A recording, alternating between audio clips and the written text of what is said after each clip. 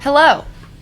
Thank you for tuning into this exclusive Moonshine News Report. I'm Dan Price. And I'm Sierra Moses. A Florida man is suing General Motors and data company LexisNexis for selling his detailed daily driving record to insurance companies that first refused to insure him and eventually doubled his premiums.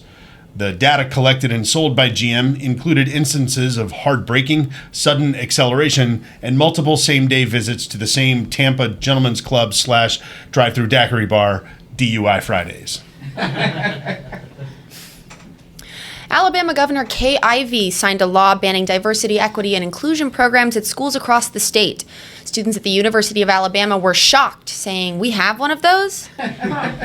Administrators met to discuss the status of the school's only DEI program, the Alabama football team. In political news, former President Trump said in a speech last Saturday that if he does not win the election, quote, "it's going to be a bloodbath for the country." Responding to criticism about the remarks, Trump defended his comments, saying bloodbath was clearly a reference to America's struggling auto industry. To which Boeing responded, "What is the aviation industry, safe?"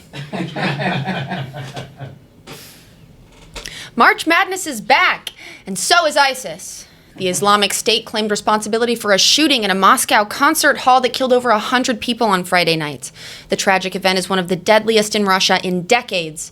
U.S. officials warned Russian officials of a potential attack earlier this month and decided now's the perfect time to remind them of that. Because if there's one thing Americans love more than milking a tragedy, it's saying, "I told you so."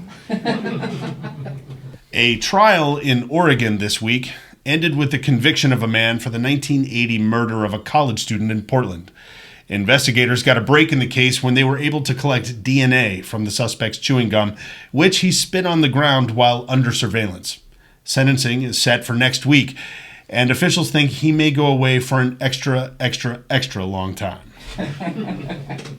In March Madness news, there were many upsets and surprises in the first round of the tournament, with underdogs like Oakland and Yale knocking out their higher-ranked opponents like Kentucky and Auburn. Auburn's loss marked their first defeat by Northern aggression since 1865. Huntsville, Alabama has announced plans for a new 2-day outdoor music festival to be held in September.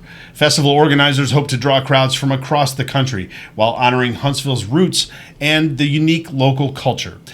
The official name of the event will be announced in April, but early candidates include the Rocket Music Nerd Space PhD Guitar Fest and Magapalooza.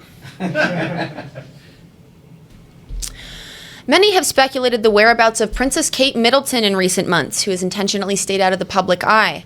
She announced this week that she has been undergoing treatment for cancer and chemotherapy, leaving many people surprised, sympathetic, and some embarrassed. Actress Blake Lively apologized publicly after she posted a photo earlier this month poking fun at the princess and recent deepfake rumors. "I'm mortified," said Lively, almost as mortified as when Green Lantern was released in theaters.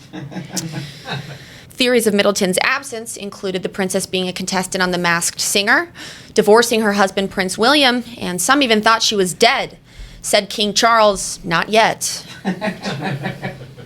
That's all for this special edition of Moonshine News Reports. I'm Sierra Moses. And I'm Dan Price on Phonum Grave.